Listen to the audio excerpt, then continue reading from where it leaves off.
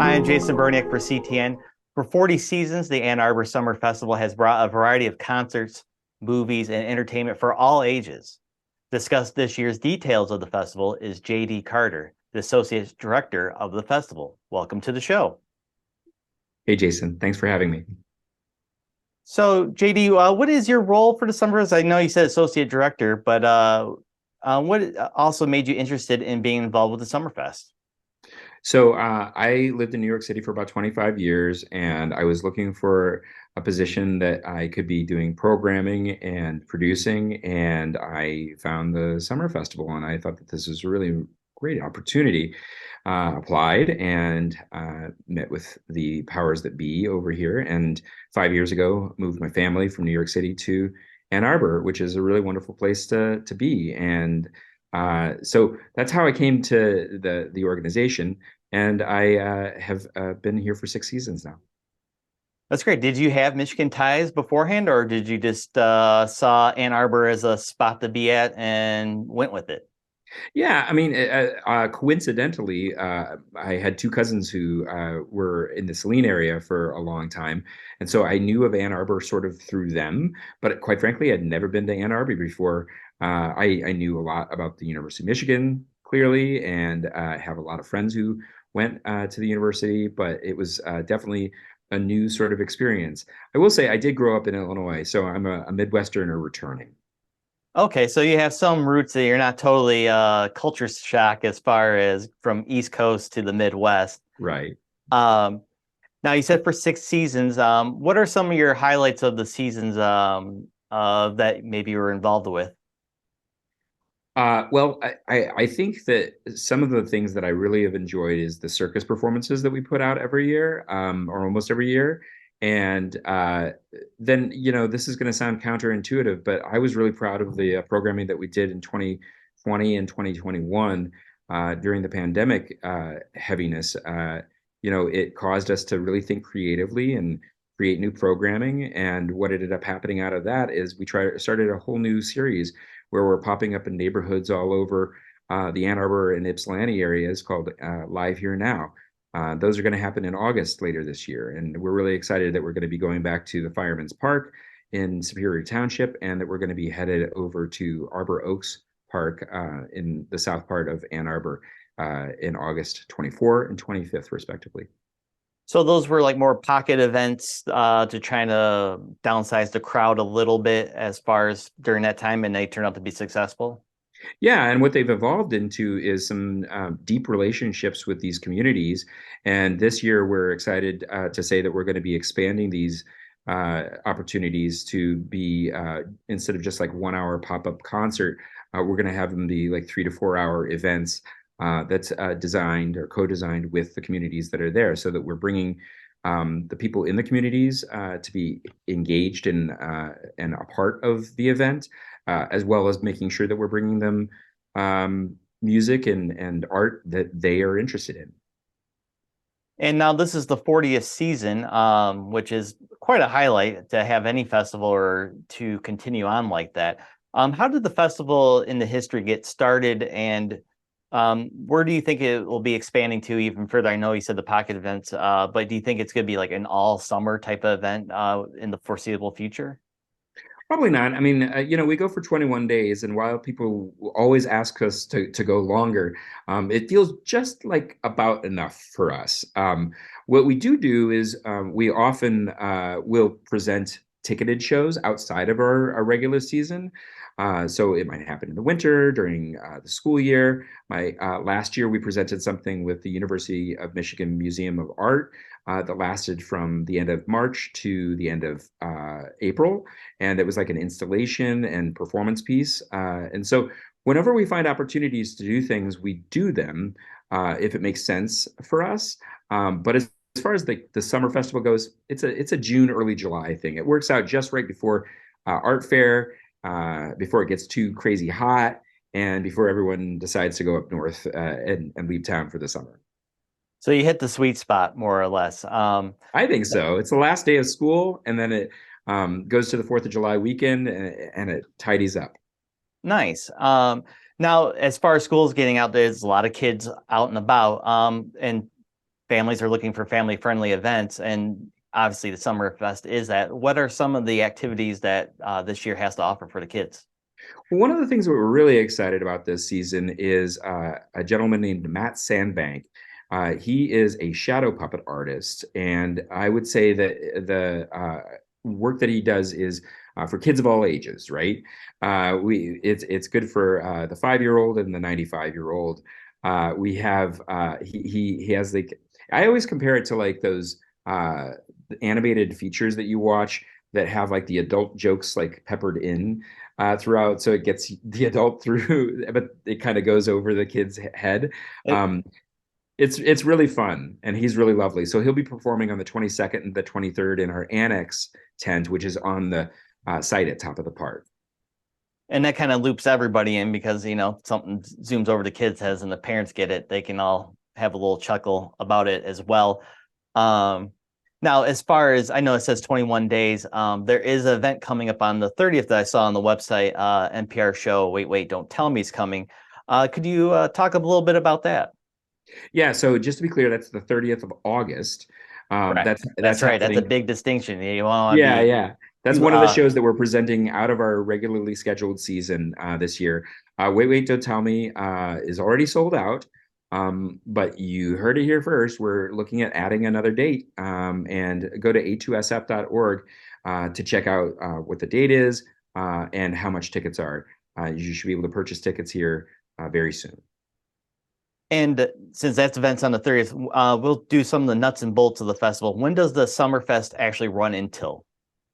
Yeah, so this year it runs from the 9th, which we already opened, until the 25th of June.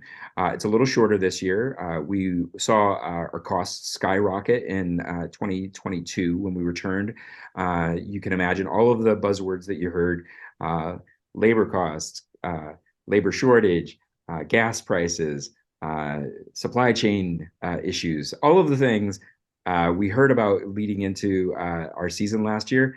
You're like, oh, these are not just mythological things. These are real things. We're getting impacted. And so what we decided to do this year is take 6 days off the festival. So it's a 15-day festival this year.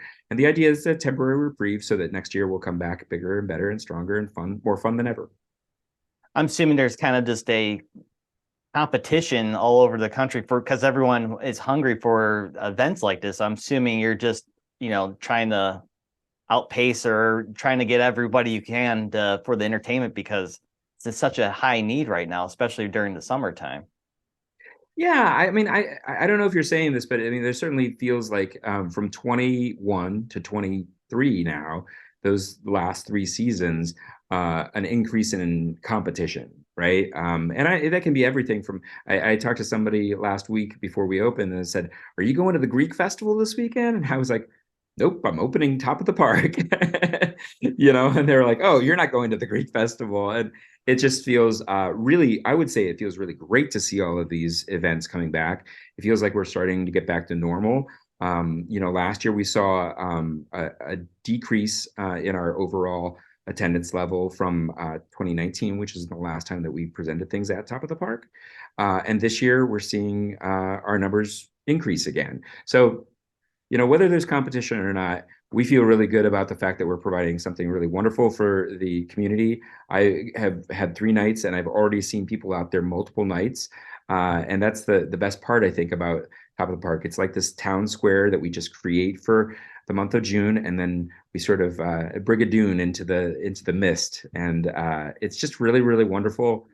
People have a great time, and the artists have a great time. I think that we have some of the best audio engineers out there, and it just sounds terrific this year. That sounds fantastic, quite literally and physically there. If you're there, if it's you got good audio engineers there. Um, yeah, as far as I was talking about earlier, yes, it's just the hunger for it is not competition as far as, but it's just so many people are waiting to do something fun in the summertime. Now you said the town square. I always get confused because there's some stuff at the auditorium, some at the top of the park. Where's kind of the general layout for somebody like me who always gets slightly confused as far as where and what is located at? Sure, if you Google on your map 915 East Washington Street in front of Rackham The Rackham building. That's where our big stage, we call it the Rackham stage, and that's where most of our evening performances go. And it's all on Ingalls Mall on the University of Michigan campus.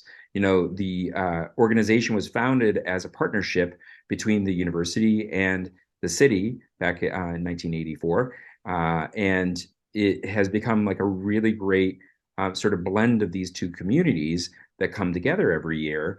And we just love the fact that the university is a great host for us, and we love that the city supports us in so many different ways. Not the least of which is we have the H2 A2H2O program that's out there, where they connect drinking fountains to fire hydrants, and it allows us to sort of stick with our zero waste festival footprint initiative of trying to reduce usage of single use plastics.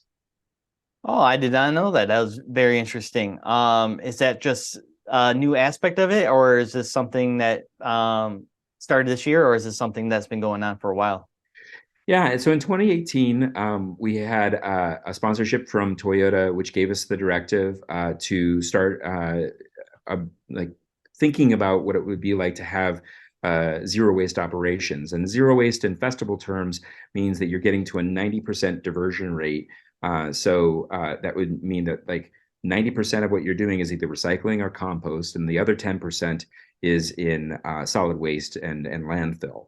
And in 2019, we implemented all of our three stream waste locations, and we ended up getting an 83% diversion rate. And then we had the pandemic for 2 years. Yeah, last year, getting back to operations running full and smoothly, we were still trying to get there. The intention is here we are in 2023, and this was our goal by 2023 to get to the 90%. So hopefully we get there this year. But we're really excited about that. And in addition, on Saturday night, we had A20 from the city come out, and they did a lot of activations with people. They had a solar panel generator out there. They had people riding bikes for their coffee to brew their coffee out there. It was just really great. And then I would be remiss in not shouting out the Office of Campus Sustainability at the University of Michigan, supporting us with waste removal and compost removal specifically. It's just really, I would say, a joint effort. Every time I tell somebody, yeah, we're trying to go zero waste, you know, I'm talking about like other festivals in other parts of the country. They're like, how are you doing that? What are you doing? And I'm like, well, we've got a really, really great city, and we've got a really great university. Our partners really come through for us and support us in a way that allow us to do things that might be much more cost prohibitive if we weren't working with them. So I always just have to like tout that, and the county of Washtenaw has also been really supportive over the years. So when you have local government and county government and the university that you're working with, there's like this trifecta that's really wonderful. And then all of the other places in town, whether it's Recycle Ann Arbor or the Ecology Center or any of these other entities, Ann Arbor is a good place to try to go green. Oh, absolutely. Even though you don't want to say go green in Ann Arbor, but you just want to Ah, you want to have yeah, you want to that might cause you troubles. exactly. Now, even though it's summer festival and big events, every summer is construction. And parking's always a huge issue. Is there much issues with parking and construction working around with the city and the county as far as roads being under repair Well, for I think parking?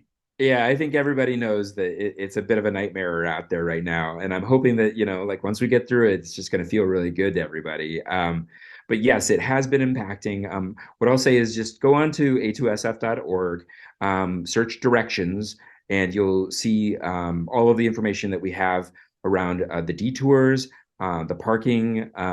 There's two structures that we typically ask people to park in, and there's a lot of great details. We worked with the DDA, with the construction people who have been those companies that are doing the work. They've been really supportive, and I hope that it's pretty easy once you go on our website and check out the details there. There's always a way to get around it. So this may take a few extra moments if you need to get down Yeah, to give the area. yourself another 10 minutes. Perfect. 10 minutes or ride your bike, because I would say probably it's more efficient to ride your bike and to hit your over 90% goal there as well. Yeah, and I'll also say that tomorrow night, Tuesday nights are our bike nights, and so we encourage people to ride bikes, and we have Wheels of Motion there on those nights that do little tune-ups. You can't bring your bike and say that I can't do like crazy stuff to it, but they'll give you a little tune-up on site, and we encourage people to ride their bikes on Tuesdays. So come on out tomorrow, or well, come on out next Tuesday night. Tuesday nights. Okay, gotcha. Yeah, so you can get the maybe get the air pressure a little checked, maybe a little grease in the wheel there. Now, as far as tickets go, you mentioned the website. Is that the same place you go to get your tickets for the events? Yeah, go to a2sf.org. We have some after parties that are happening at Rabbit Hole at Root, which is just below Cirque Bar. Those are happening on Friday and Saturday nights. There's some really amazing EDM DJs that are coming out there. And then also we have Jason Isabel and the 400 unit with Peter One opening for them on the 25th of June at Hill Auditorium. There's still a few tickets left, so I get out there and get them as fast as you can. They'll probably go very quickly. Now, as far as volunteers, I saw that there's a spot to volunteer for. What kind of help do you need, and where do you go to sign up to volunteer? Certainly. Yeah, go to our website again, a2sf.org, and just search volunteers, and you'll be able to find it pretty quickly. You go online, it's a sign up genius, very easy to do. And we need volunteers for our greeters. Those greeters welcome people to Top of the Park every night and ask for donations. And then we also have it for our Festival Footprint initiative that I mentioned earlier. Those people are standing by the three stream and educating people as they come up and trying to guide them. Like, where does this go? Which stream does it go in? And they're very helpful. So if you're interested in either one of those two things, please go to a2sf.org and sign up to volunteer. And that's another maybe thing if you're out of school, maybe a high schooler or early college kid who needs a little volunteer time. That's a perfect place to do it, especially if you know the technology, how to stream and get the stuff online to onto the event itself. Um, your final sales pitch. Why should people come out to the Summerfest? Because it's the happiest place on earth. I'm gonna steal the tagline. I really do feel that way. We opened last week, and it was people asked me how did the opening go, friends and colleagues, and I feel like it was probably one of the best openings we've had in a really long time. Things went really smoothly, but it was really just joyful. People had a great time. On the 20th of June, we have Tank and the Bangas coming out. They're Grammy nominated group who is just one of the most exciting acts around, and I just highly recommend coming out for that. I'd also recommend coming out. This weekend we're celebrating Juneteenth weekend. We have Amplify Night, which is all of the artists that are on our stages that night are with Amplify Washtenaw, which is an organization that supports Black musicians here in Washtenaw County. Then on the 18th, we're celebrating the 50th anniversary of hip hop with what they call a Dirty 30. Jason, you know what a Dirty 30 is? I'm 40. I don't know if I want to find out exactly what a dirty 30 is. Well, you do. I would say come out to our annex location at Top of the Park that night. What it is producers, beat producers and beat makers get a long bit of music, and then they take samples from that and they make new pieces out of it, and then they play it for everybody, and the audience gets to choose which one's the best beats. And then on the 23rd, we're going to keep up our celebration of the 50th anniversary of hip hop with hometown favorites, Athletic Mike League. They came out for a reunion last year, and they're going to come out for another reunion this year. We're very excited about it. And then finally, I would just say that AADL is a great supporter. They're doing like a lot of different events for us this year, but one of the things that we're partnering with them on is Make Music Day on June 21st. We got some great townie bands out there that night, including Peter Madcat Ruth's Karma Collective and Karma Quartet and the Brain Plasticity Ukulele Collective. It's a big mouthful, but the point is, if you have a ukulele and you want to play it in a big group of people, that's going to be the place to do it. Go check out the Brain Plasticity Ukulele Collective on our website, and you'll be able to find out all about it and download the sheet music that people are going to be playing that night. So it's quite literally something for everybody. If you're from hip hop to ukuleles, I think you have something there for you. Yes, yes. Hip hop to ukuleles and everything in between. Excellent. And one more time with that website so no one misses out. A2SF.org. And that's the number two, A2SF.org. Well, thank you so much for your time. And I'm glad everyone's having a good time so far and hopefully continues all the way to the end of the month. Thank you so much for your time. No, thank you, Jason. Have a great day. Thank you. Be sure to check out CTN's website at a2gov.org/CTN for more great programs and our services, and to subscribe to our YouTube channel and follow us on our social media sites at CTN and Arbor. Thank you for watching.